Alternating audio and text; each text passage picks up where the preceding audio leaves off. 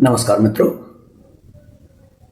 मैं अपने चैनल में सभी श्रोताओं और दर्शकों का स्वागत करता हूं। मित्रों, इस चैनल में हम रोचक और प्रेरणादायक कहानी, वक्तव्य और उद्धरण प्रस्तुत करते हैं जो जीवन में और करियर में मनुष्य को बेहतरी करने के लिए प्रेरित करें, मानव जीवन का स्तर बेहतर बने, समझदार और अच्छे समाज का निर्माण हो। इस आशा से हम चुनिंदा कहानी, वक्तव्य, उदाहरण और मोटिवेशनल स्पीच प्रस्तुत करते हैं। इसी श्रृंखला में आज के अंक में प्रस्तुत कर रहे हैं एक कहानी जिसके लेखक हैं रूसी लेखक अलेक्जेंडर पुश्किन। यह कहानी इंग्लिश में द स्टेशन मास्टर का हिंदी रूपांतरण, हिंदी अनुवाद जिसे किया है चारुमती रामदास जी ने, और कहानी का शीर्षक हिंदी में है डाक चौकी का चौकीदार, द स्टेशन मास्टर। मुंशी सरकार का तानाशाह डाक चौकी का, राजकुमार व्याजेम्स्की। डाक चौकी के चौकीदारों को किसने गालियां नहीं दी होंगी, किसका उनसे झगड़ा न हुआ होगा, किसने क्रोध में आकर उनसे शिकायत पुस्तिका न मांगी होगी जिसमें वह अपनी व्यर्थ की शिकायत दर्ज कर सकें। बदमिजाजी, बदतमीजी और बदसलूकी के बारे में कौन उन्हें भूतपूर्व धूर्त मुंशी या फिर मूरों के डाकू नहीं समझता जो मानवता के नाम पर बदनुमा दाग है। मगर फिर भी आइए उनके स्थान पर स्वयं को रखकर उनके बारे में तटस्थता से विचार कर उनके साथ कुछ इंसाफ करें। डाक चौकी का चौकीदार आखिर क्या भला है? 14वीं श्रेणी का पीड़ित शोषित जीव, ताड़न उत्पीड़न से जिसकी रक्षा कभी कभार यह सरकारी वर्गीकरण कर देता है, मगर हमेशा नहीं। अपने पाठकों के विवेक पर आधारित है मेरा यह कथन। क्या जिम्मेदारी है इस प्राणी की जिसे राजकुमारी व्याजेम्स्की व्यंग से तानाशाह कहता है? यह काले पानी की सजा तो नहीं, न दिन में चैन न रात में। उबाऊ सफर से संचित पूरे क्रोध को मुसाफिर इस मुंशी चौकीदार पर उड़ेल देता है।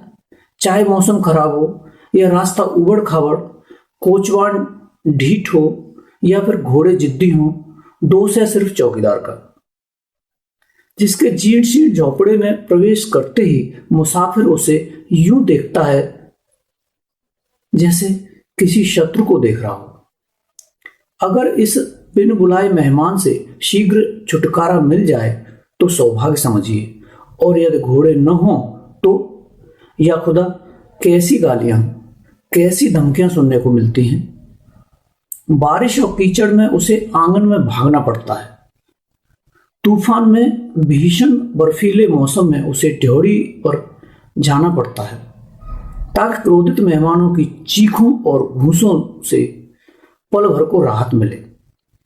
जनरल आता है, थरथर कांपता हुआ चौकीदार उसे अंतिम 2 त्रोए का दे देता है और डाक गाड़ी भी। जनरल रवाना हो जाता है बिना धन्यवाद दिए। 5 मिनट बाद घंटी की आवाज और घुड़सवार संदेश वाहक उसके सामने मेज पर अपना यात्रा पत्र फेंकता है। यह सब भली भांति देखने पर हृदय उसके प्रति क्रोध के स्थान पर सहानुभूति से भर जाता है। कुछ और शब्द पिछले 20 वर्षों में मैं रूस के चप्पे चप्पे का सफर कर चुका हूं, सभी राजमार्गों से परिचित हूं, कोचवानों की कई पीढ़ियों को जानता हूं। डाक चौकी का शायद ही कोई चौकीदार होगा जिसे मैं नहीं जानता। शायद ही ऐसा कोई होगा जिससे मेरा पाला नहीं पड़ा। यात्राओं के दौरान हुए दिलचस्प अनुभवों को शीघ्र ही प्रकाशित करना चाहता हूँ। अभी सिर्फ यही कहूंगा, डाक चौकी के चौकीदारों के वर्ग की समाज में एकदम गलत छवि बनाई गई है। ये अभिशप्त चौकीदार वास्तव में बड़े शांतप्रिय किस्म के होते हैं, स्वभाव से सेवाभावी, मिलनसार, नम्र, धन का कोई लोभ नहीं। उनकी बातचीत से जिसे मुसाफिर अनसुना कर देते हैं, कई दिलचस्प और ज्ञानवर्धक बातें पता चलती हैं। जहां तक मेरा सवाल है, तो मैं स्वीकार करता हूं कि राजकीय कार्य से जा रहे छठी श्रेणी के किसी कर्मचारी से बातें करने के स्थान पर मैं इन चौकीदारों की बातें सुनना ज्यादा पसंद करता हूं। अनुमान लगाना कठिन नहीं है कि चौकीदारों की जमात में मेरे परिचित हैं।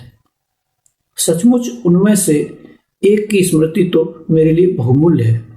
परिस्थितिवश हम एक दूसरे के निकट आए थे और अब उसी के बारे में मैं अपने प्रिय पाठकों को बताने जा रहा हूं। सन 1816 के मई के महीने में मुझे प्रदेश के एक मार्ग पर जाने का मौका मिला जो अब नष्ट हो चुका है। मैं एक छोटा अफसर था, किराए की गाड़ी पर चलता था और 2 घोड़ों का किराया दे सकता था। इस कारण चौकीदार मुझे शिष्टता से पेश नहीं आते और अक्सर मुझे वह लड़कर ही मिलता था जिसका मेरे हिसाब से मैं हकदार था। अब मेरे लिए तैयार की गई त्रोयका वह एन वक्त पर किसी बड़े अफसर को दे देता तो जवान और तुनक मिजाज होने के कारण मैं चौकीदार के कमीनेपन एवं तंगदिली पर खींच उठता। इस बात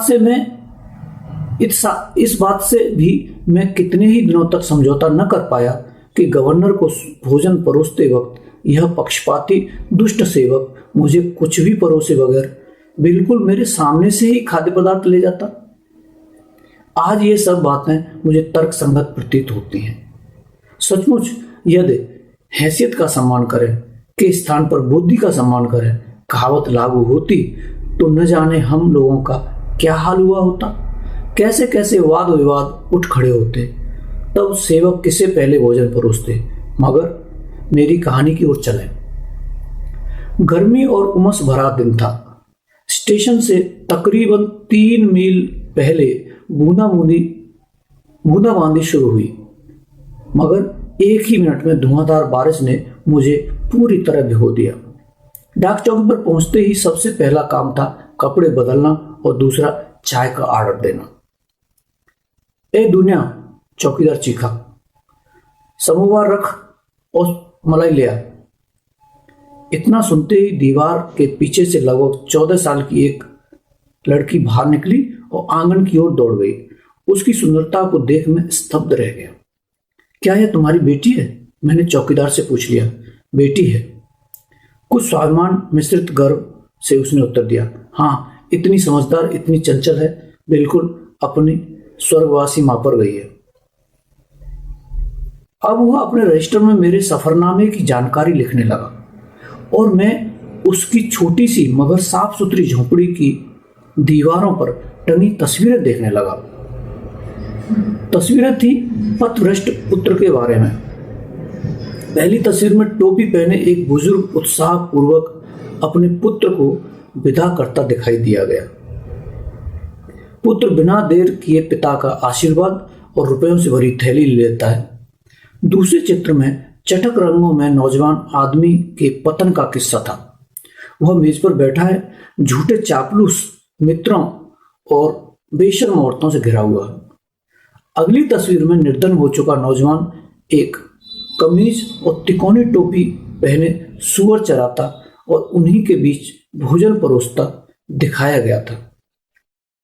उसके चेहरे पर गहरी पीड़ा एवं पश्चाताप के लक्षण दिखाई दे रहे थे। अंत में चित्रित थी पिता के पास उसकी वापसी। सहृदय बूढ़ा वही कोट और टोपी पहने बाहें फैलाए उसकी ओर भाग रहा है। पथभ्रष्ट बेटा घुटनों के बल खड़ा है। पृष्ठभूमि में रसोइया मोटी तगड़ी भेड़ को काट रहा है तो बड़ा भाई नौकर से इस आनंदोत्सव का कारण पूछ रहा है। इस तस्वीर के नीचे सुंदर जर्मन कविताएं लिखी थी। यह सब आज भी मेरे दिमाग में ताजा है। फूलों के गमले, फूलदार पर्दों वाली चारपाई जैसी अन्य चीजों को भी मैं भूला नहीं हूं। याद है गृहस्वामी की, लगभग 50 वर्ष का फुर्तीला, तरोताजा तबीयत का बूढ़ा, लंबा हरा कुर्ता पहने जिस पर फीतों से 3 मेडल लटके हुए थे। मैं अभी अपने पुराने कोचवान का हिसाब कर ही रहा था कि समोवार लिए दुनिया आदम की। उस जवान शोक लड़की ने दूसरी ही नजर में भांप लिया कि उसका मुझ पर क्या प्रभाव पड़ा है। उसने अपनी बड़ी बड़ी नीली आंखें झपकाईं। मैं उससे बातें करने लगा। वह बेझिझक मेरे प्रश्नों के उत्तर दे रही थी, जैसे कि उसने भी दुनिया देखी है। उसके पिता को मैंने शराब का प्याला पेश किया, दुनिया को चाय दी और हम तीनों इस तरह बातें करने लगे मानो सदियों से एक दूसरे को जानते हों। घोड़े कब से तैयार थे, मगर चौकीदार एवं उसकी बेटी से विदा लेने का मेरा मन ही नहीं हो रहा था। आखिरकार मैंने उनसे विदा ली। पिता ने मेरी यात्रा शुभ होने की कामना की। बेटी मुझे गाड़ी तक छोड़ने आई। ड्योढ़ी में मैं रुका और उसका चुम्बन लेने की अनुमति मांगी। दुनिया राजी हो गई। अनेक चुम्बन गिनवा सकता हूं जब से मैं यह सब करने लगा, मगर उनमें से एक भी इस चुम्बन जैसा दीर्घ, इतना प्यारा प्रभाव मुझ पर न छोड़ सका। अनेक वर्ष बीत गए और परिस्थितियां मुझे फिर उसी मार्ग पर, उन्हीं स्थानों पर ले आईं। मुझे बूढ़े चौकीदार और उसकी बेटी की याद आ गई और यह सोचकर मैं खुश हुआ कि दोबारा उसे देख सकूंगा। मगर मैंने सोचा, हो सकता है बूढ़े चौकीदार का तबादला हो गया हो, शायद दुनिया की शादी हो गई हो। उनमें से किसी एक की मृत्यु का ख्याल भी मेरे मन में आया और मैं आशंकित होकर डाक चौकी के निकट आया। घोड़े डाक चौकी के पास रुक गए। कमरे में घुसते ही मैं पथभ्रष्ट पुत्र की कहानी वाली तस्वीरों को पहचान गया। मेज और चारपाई भी पुराने स्थानों पर ही रखे थे, मगर खिड़कियों में अब फूल नहीं थे और हर चीज बेजान बदरंग नजर आ रही थी। चौकीदार मोटा कोट ओढ़े सो रहा था। मेरे आगमन ने उसे जगा दिया। वह उठकर खड़ा हो गया। वह बिल्कुल सैमसन वीरेन ही था, मगर वह कितना बूढ़ा हो गया था। जिस वक्त वह अपने रजिस्टर में मेरा सफरनामा लिखने की तैयारी कर रहा था, मैं उसके सफेद बालों, बढ़ी हुई दाढ़ी वाले चेहरे पर उभर आई गहरी झुर्रियां और झुकी हुई कमर की ओर देखता रहा और अचरज किए बिना न रह सका कि केवल 3 या 4 वर्षों के अंतराल ने एक हट्टे कट्टे आदमी को किस कदर जर्जर और बूढ़ा बना दिया था। तुमने मुझे पहचाना? मैंने उससे पूछा। हम तो पुराने परिचित हैं। हो सकता है, उसने बड़ी संजीदगी से उत्तर दिया। यह रास्ता काफी बड़ा है। कितने ही मुसाफिर मेरे यहां आते जाते रहते हैं। तुम्हारी दुनिया अच्छी तो है, मैं कहता रहा। बूढ़े ने नाक मुंह चढ़ा ली। खुदा जाने, उसने जवाब दिया। शायद शादी हो गई होगी उसकी, मैंने पूछा। बूढ़े ने यूं जताया जैसे कि उसने मेरी बात सुनी ही न हो और फुसफुसाकर मेरा सफरनामा पढ़ता रहा। मैंने प्रश्नों की बौछार रोककर चाय लाने की आज्ञा दी। उत्सुकता ने मुझे परेशान करना शुरू कर दिया था और मुझे उम्मीद थी कि शराब के एक दौर से मेरे पुराने परिचित की जुबान खुल जाएगी। मैं गलत नहीं था। बूढ़े ने पेश किए गए गिलास को लेने से इनकार नहीं किया। मैंने देखा कि रम ने उसकी संजीदगी को भगा दिया था। दूसरा गिलास पीते पीते वह बतियाने लगा। वह अब या तो मुझे पहचान गया था या पहचानने का नाटक कर रहा था, और उससे मुझे वह किस्सा सुनने को मिला जिसने मुझे हिलाकर रख दिया। तो आप मेरी दुनिया को जानते थे? उसने शुरुआत की। कौन नहीं जानता था उसे? आह, दुनिया क्या बच्ची थी, जो भी आता तारीफ ही करता, कोई भी दोष न निकालता। मालकिन ने उसे कभी रूमाल तो कभी कानों की बालियां देती। मालिक लोग जानबूझकर रुक जाते, जैसे दोपहर या रात का भोजन करना चाहते हों, मगर असल में सिर्फ इसलिए कि उसे ज्यादा देर तक देख सकें। कोई मालिक कितना भी गुस्से में क्यों न हो, उसे देखते ही शांत हो जाता और मुझसे भी प्यार की बातें करने लगता। यकीन कीजिए साहब, पत्रवाहक या सेना के संदेशवाहक तो उससे आधा आधा घंटे तक बतियाते रहते। घर तो उसी के भरोसे था। क्या लाना है, क्या बनाना है, सभी कुछ कर लेते थे, और मैं बूढ़ा मूर्ख उसे देख देख अघाता न था, खुश होता रहता था। क्या मैं अपनी दुनिया को प्यार न करता था? क्या मैं उसकी देखभाल नहीं करता था? क्या उसका जीना यहां दूभर हो गया था? नहीं, मुसीबतों से कोई बच नहीं सकता, भाग्य का लिखा मिट नहीं सकता। अब उसने विस्तार से अपना दुखड़ा सुनाया। 3 साल पहले जाड़े की एक शाम को, जब चौकीदार नए रजिस्टर में लाइनें खींच रहा था और उसकी बेटी दीवार के पीछे बैठी सिलाई कर रही थी, एक त्रोयका रुकी और रोएदार टोपी, फौजी कोट और शॉल ओढ़े एक मुसाफिर ने अंदर आकर घोड़े मांगे। घोड़े थे नहीं। इतना सुनते ही मुसाफिर ने ऊंची आवाज कर अपना चाबुक निकाला, मगर दुनिया, जो ऐसे दृश्यों की आदी थी, फौरन दीवार के पीछे से भागकर आई और प्यार भरे स्वर में मुसाफिर से पूछने लगी कि उसे कुछ खाने को तो नहीं चाहिए। दुनिया के आगमन का अपेक्षित असर पड़ा। मुसाफिर का गुस्सा छूमंतर हो गया।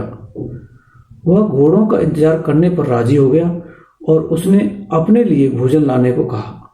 गीली रोएदार टोपी उतारने के बाद, शॉल हटाने के बाद और कोट उतारने के बाद प्रतीत हुआ कि मुसाफिर एक जवान, हट्टा कट्टा, सुडौल, छोटी काली काली मूछों वाला घुड़सवार दस्ते का अफसर है। वह चौकीदार के निकट पसर कर बैठ गया और बड़ी प्रसन्नता से उससे और उसकी बेटी से बतियाने लगा। भोजन परोसा गया। इसी बीच घोड़े भी लौट आए और चौकीदार ने आज्ञा दी कि उन्हें फौरन बिना दाना पानी दिए मुसाफिर की गाड़ी से जोत दिया जाए। मगर जब वो अंदर आया तो उसने देखा कि नौजवान वहीं बेंच पर लगभग बेहोश होकर लुढ़क गया है। उसकी तबीयत बिगड़ गई है। सिर दर्द के मारे फटा जा रहा है। आगे जाना संभव नहीं था। क्या किया जाए? चौकीदार ने अपनी चारपाई उसे दे दी और यह तय किया कि यदि मरीज की हालत नहीं सुधरी तो अगली सुबह शहर से डॉक्टर बुलाया जाए। दूसरे दिन अफसर की तबीयत और बिगड़ गई। उसका नौकर घोड़े पर सवार होकर शहर से डॉक्टर बुलाने के लिए रवाना हो गया। दुनिया ने सिरके में भीगे रूमाल से उसका सिर बांध दिया और अपनी सिलाई लेकर उसकी चारपाई के पास बैठ गई। चौकीदार की उपस्थिति में मरीज एक भी शब्द बोले बिना सिर्फ करहा रहा था। हालांकि वह 2 कप कॉफी पी चुका था और कराहते हुए उसने दोपहर के भोजन का आदेश भी दे दिया। दुनिया उसके निकट से बिल्कुल नहीं हटी। हर पल वह कुछ पीने की मांग करता और दुनिया अपने हाथ से बनाए नींबू के शरबत का प्याला उसे थमा देती। मरीज अपने होठ गीले करता और हर बार गिलास वापस करते समय आभार प्रकट करने के लिए अपने कमजोर हाथों में दुनिया का हाथ ले लेता। भोजन के समय तक डॉक्टर भी आ गया। उसने मरीज की नब्ज देखी, उसके साथ जर्मन में बातें की और रूसी में सबको बताया कि उसे सिर्फ आराम की जरूरत है और 2 दिन बाद वह जा सकता है। अफसर ने डॉक्टर की फीस के तौर पर 25 रूबल दिए और उसे भोजन का निमंत्रण दे डाला। डॉक्टर मान गया। दोनों ने छक कर खाया, वाइन की पूरी बोतल खाली कर दी अंतत्य और अत्यंत प्रसन्नतापूर्वक एक दूसरे से विदा ली। एक और दिन के बाद अफसर बिल्कुल ठीक हो गया। वह बहुत खुश था। लगातार दुनिया अथवा चौकीदार के साथ मजाक करता, सीटी बजाता, मुसाफिरों से बातें करता, उनके सफरनामे को रजिस्टर में लिखता और उस भले चौकीदार को उससे इतना प्यार हो गया कि तीसरी सुबह जब वह विदा लेने लगा तो चौकीदार का मन भर आया। इतवार का दिन था। दुनिया चर्च जाने की तैयारी कर रही थी। अफसर को गाड़ी दी गई। उसने चौकीदार से विदा ली। वहां ठहरने एवं लगातार स्वागत सत्कार के लिए उसे भरपूर इनाम दिया। दुनिया से भी विदा ली और उसे चर्च तक, जो गांव के छोर पर था, गाड़ी में छोड़ देने की दावत दी। दुनिया सोच में पड़ गई। डरती क्यों है? पिता ने उससे कहा। मालिक कोई भेड़िया तो है नहीं जो तुझे खा जाएंगे। चर्च तक घूमा। दुनिया गाड़ी में अफसर की बगल में बैठ गई। नौकर उछलकर पायदान पर चढ़ गया। कोचवान ने सीटी बजाई और घोड़े चल पड़े।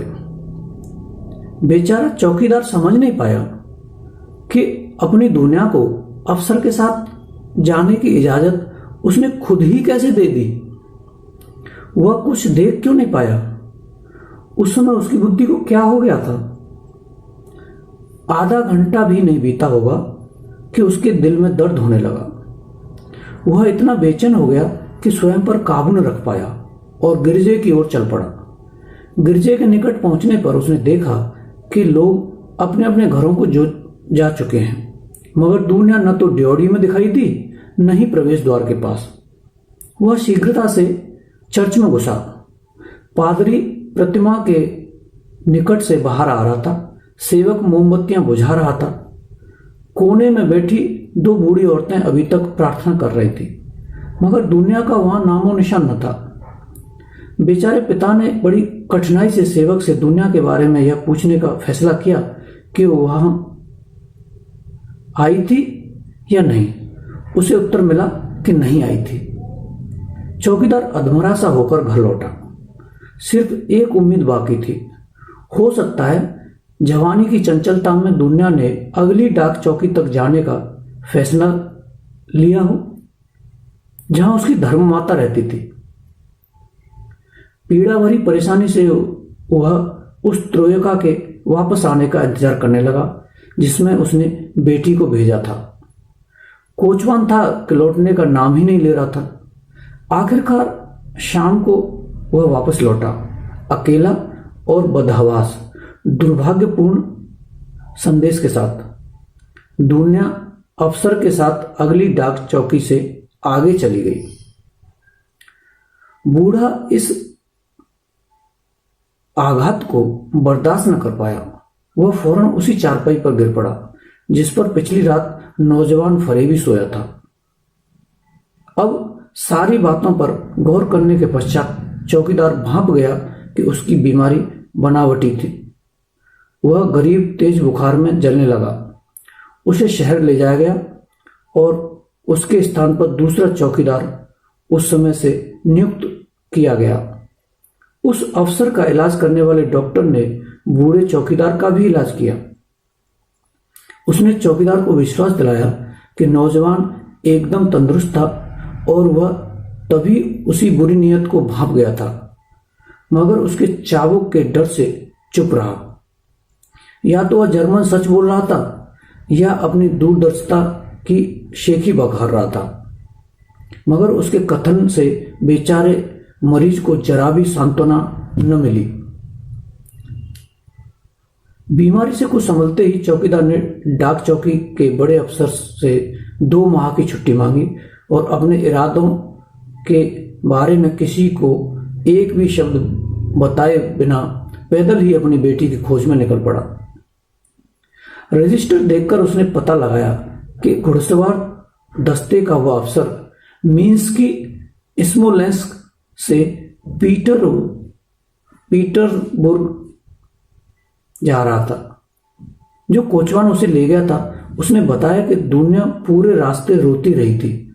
हालांकि ऐसा प्रतीत हो रहा था जैसे वह अपनी इच्छा से जा रही हो।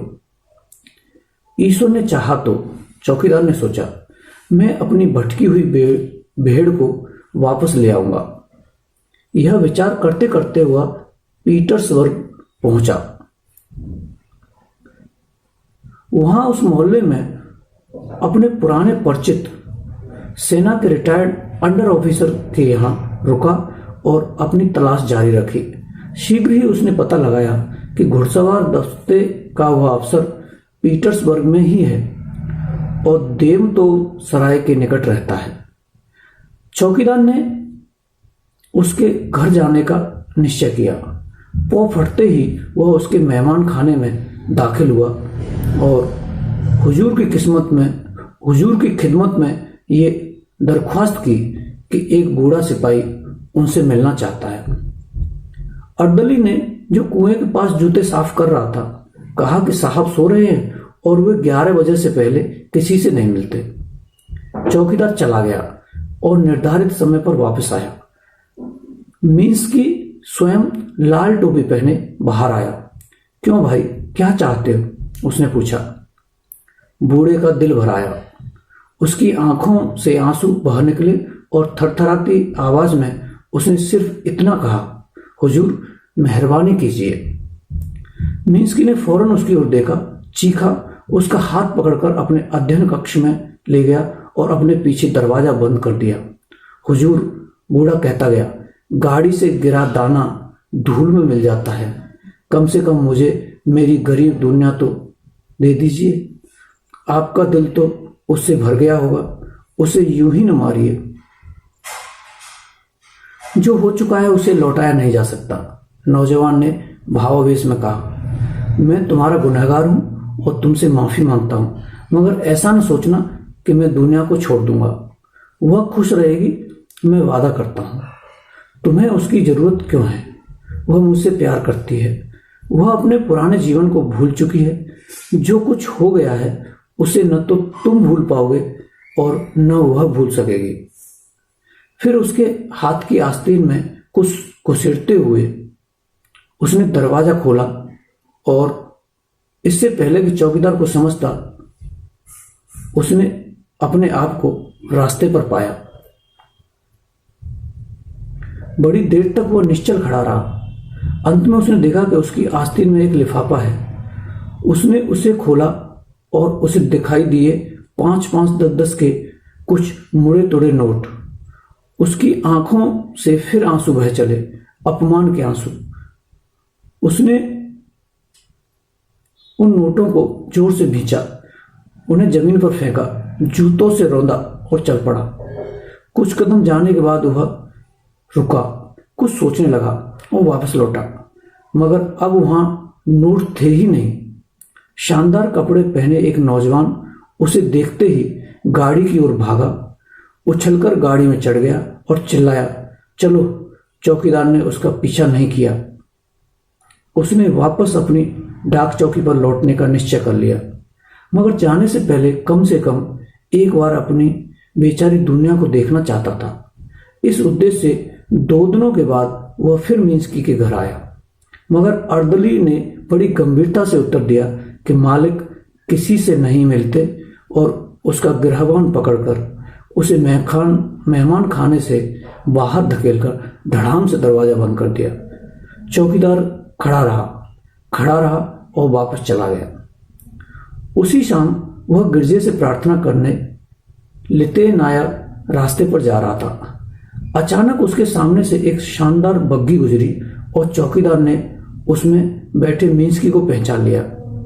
बग्घी एक तिमंजिले भवन के प्रवेश द्वार के ठीक सामने रुकी और अफसर अंदर घुस गया।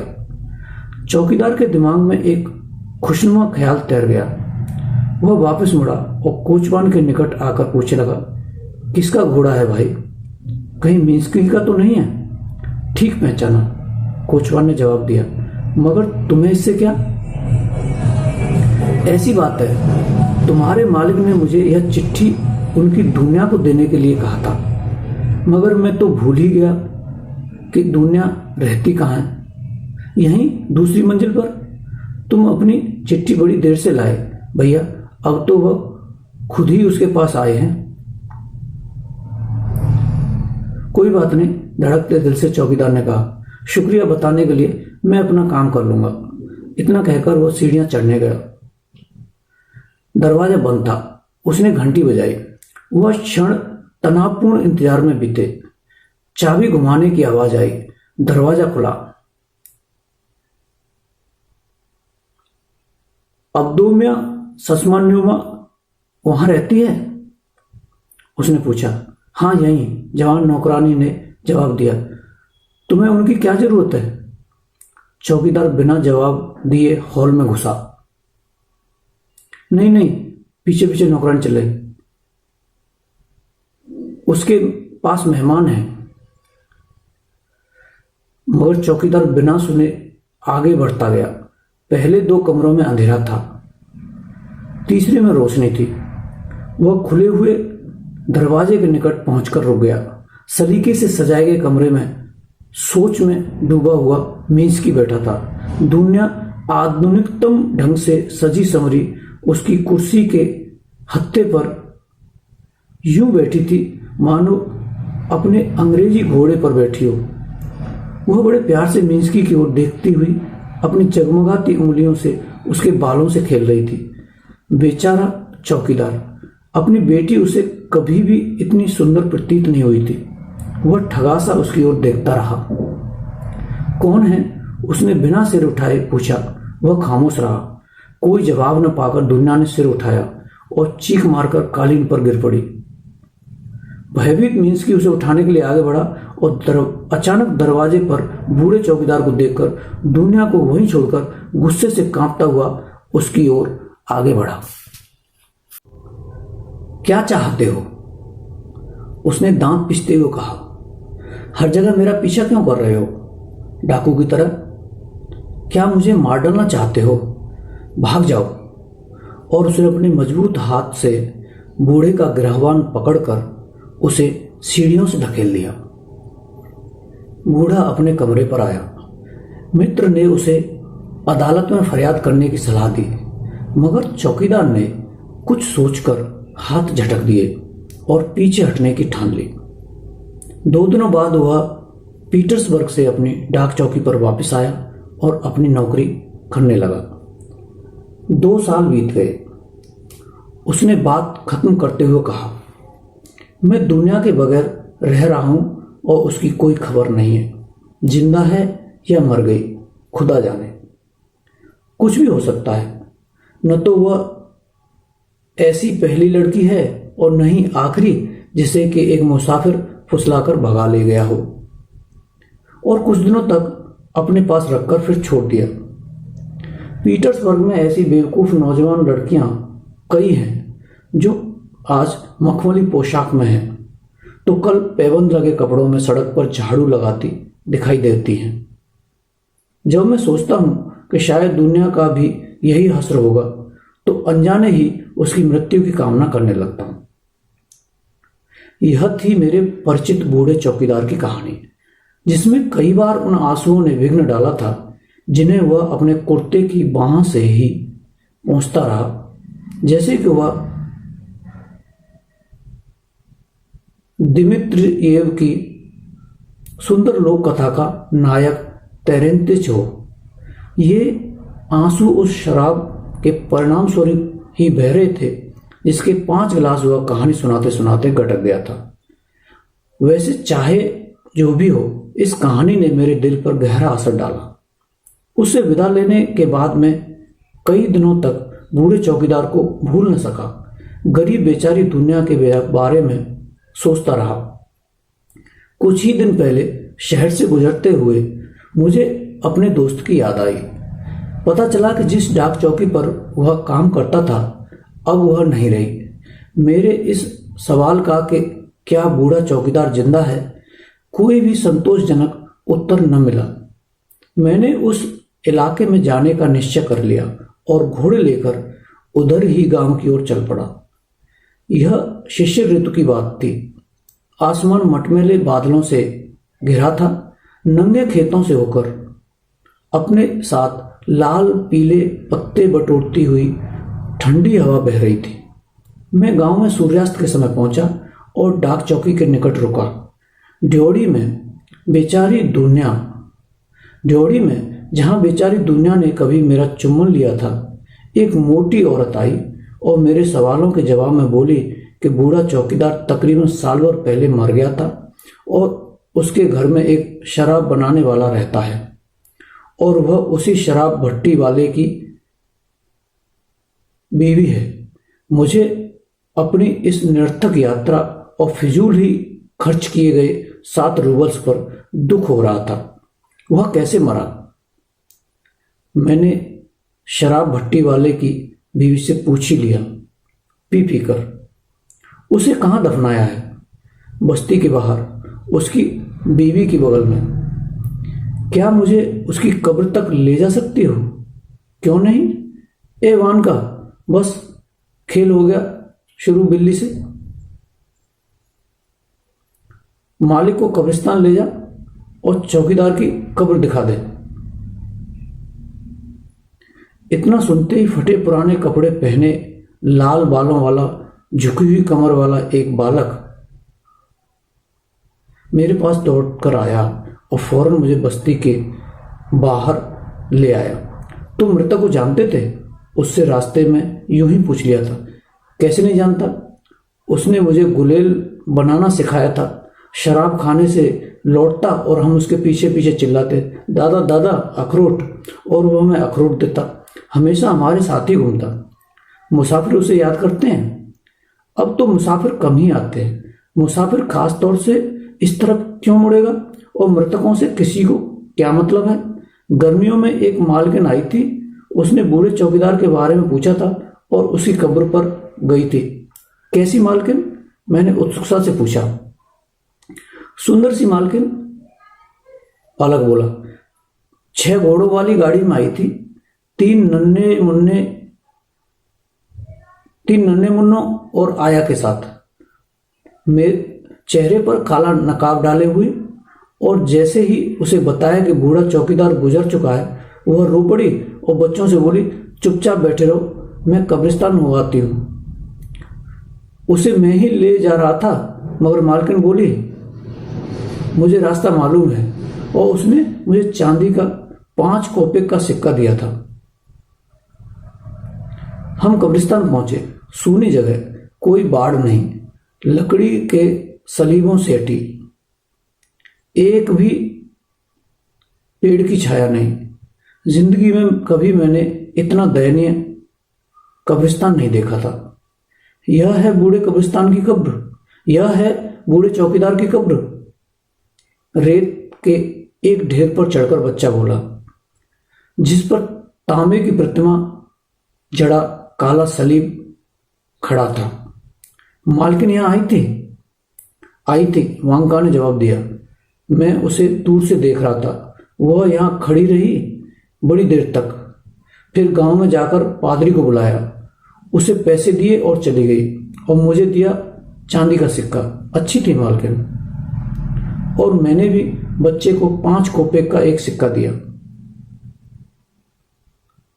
अब मुझे न इस यात्रा का गम है, न उन 7 रूबल्स का जो दरअसल मैंने इस पर खर्च किए थे।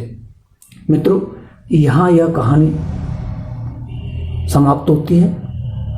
ऐसी ही रोचक और प्रेरणादायक कहानी सुनते रहने के लिए हमारे चैनल को अवश्य सब्सक्राइब कर लें। धन्यवाद।